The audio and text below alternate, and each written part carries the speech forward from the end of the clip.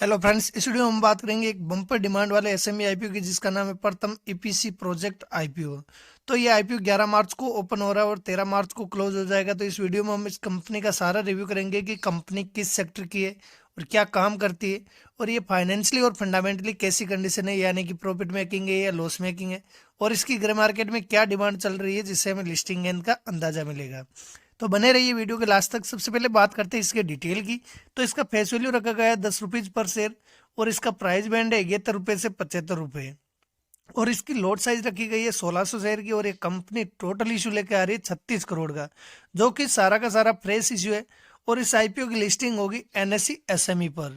बात करते हैं कि इसकी ग्रे मार्केट में क्या डिमांड चल रही है, जिससे हमें लिस्टिंग का अंदाजा मिलेगा। तो आज की डेट में इसका ग्रे मार्केट में प्रीमियम चल रहा है 88 रुपीज पर शेयर, और इसमें 1600 शेयर की लॉट है। तो एक लॉट पे फायदा बता रहा है 1,40,800 रुपये का, और परसेंटेज वाइज देखें तो लगभग 117% का रिटर्न मिलने वाला है, जो कि एक बम्पर रिटर्न है, और लगभग पैसा डबल से ज़्यादा ही मिलने वाला है इस आईपीओ में। तो इसकी डिमांड बहुत अच्छी चल रही है, और अच्छी हो सकती है। और अब डिपेंड करेगा कि इसको रेस्पॉन्स कैसा मिलता है, उसके ऊपर इसकी डिमांड भी थोड़ी कम या ज़्यादा हो सकती है। अब बात करते हैं कि ये कंपनी करती क्या है, यानी कि किस सेक्टर की कंपनी है। तो ये कंपनी 2014 में स्थापित हुई है, यानी कि अपने सेक्टर का काफ़ी अच्छा एक्सपीरियंस हो गया, लगभग 10 साल हो गए। और प्रथम एपीसी प्रोजेक्ट लिमिटेड भारत में तेल और गैस उपयोगिता को शुरू से अंत तक सेवाएं प्रदान करती है, यानी कि इनको जहाँ से गैस वगैरह सप्लाई होती है, सारी सुविधा ये उपलब्ध कराती है, गैस से रिलेटेड और तेल से रिलेटेड। और कंपनी एकीकृत इंजीनियरिंग, खरीद और कंस्ट्रक्शन और कमीशनिंग में माहिर है। और इसके साथ ही कंपनी वेल्डिंग और टेस्टिंग और कम्युनिकेशनिंग सहित गैस पाइपलाइन प्रोजेक्ट चलाती है, और प्रथम तेल और गैस पाइपलाइनों और ऑफशोर वाटर डिस्ट्रीब्यूशन प्रोजेक्ट का काम भी करती है। मेनली ये गैस पाइपलाइन और ये तेल की जो पाइपलाइन वगैरह है, इनकी सप्लाई, और इसके साथ ही पानी की सप्लाई भी करती है। ये इनके ऊपर इनके प्रोजेक्ट चलते रहते हैं। तो कंपनी का सेक्टर काफ़ी बढ़िया है, क्योंकि इनकी डिमांड हमेशा रहने वाली है, तो डिमांडिंग सेक्टर रहने वाला है आगे भी। बात करें इसकी फाइनेंशियल कंडीशन की, यानी कि प्रॉफिट मेकिंग है या लॉस मेकिंग है, तो सबसे पहले बात करें इसके एसेट की। तो इसका 2022 में एसेट था 2850 लाख, जो 2023 में बढ़कर हुआ 4849 लाख।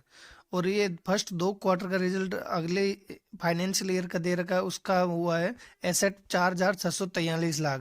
बात करें रेवेन्यू की, तो 2022 में रेवेन्यू था 5062 लाख का, जो 2023 में बढ़कर हुआ 5167 लाख का रेवेन्यू जनरेट किया। और फर्स्ट 2 क्वार्टर में इसने 3581 लाख का रेवेन्यू जनरेट किया है।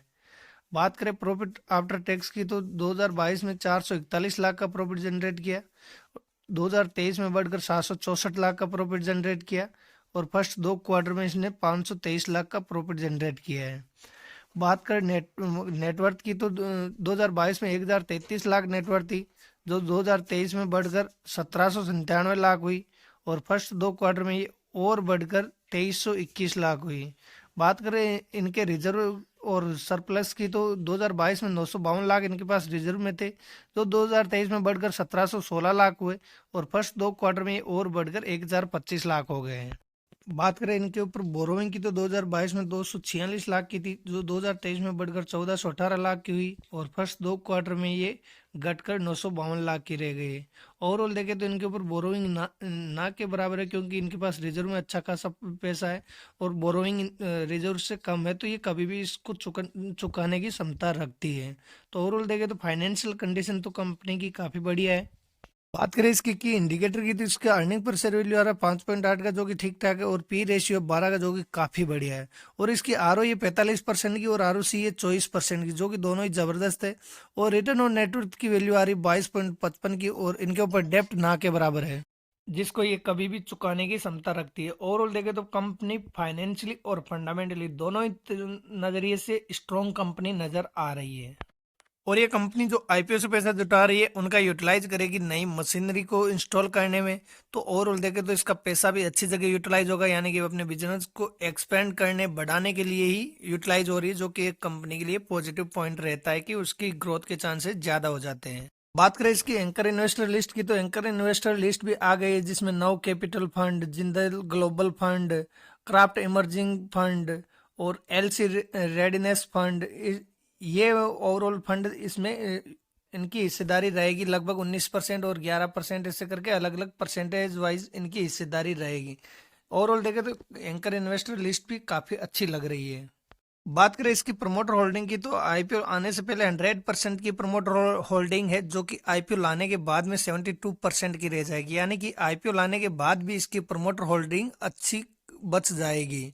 बात करें इसके रिजर्वेशन की तो क्यूआईबी के लिए 50% रिजर्व रखा गया है, रिटेल के लिए 35% रिजर्व रखा गया है और एनआईआई एचएनआई के लिए 15% रिजर्व रखा गया है। बात करें इसकी लोट साइज की तो रिटेल कैटेगरी के लिए मैक्सिमम और मिनिमम एक लोट के लिए अप्लाई कर सकते हैं, जिसके लिए 1600 शेयर के लिए अप्लाई करना होगा और इसके लिए 1,20,000 रुपये हमें इन्वेस्ट करना पड़ेगा। और एचएनआई कैटेगरी में मिनिमम 2 लोट के लिए अप्लाई कर सकते हैं।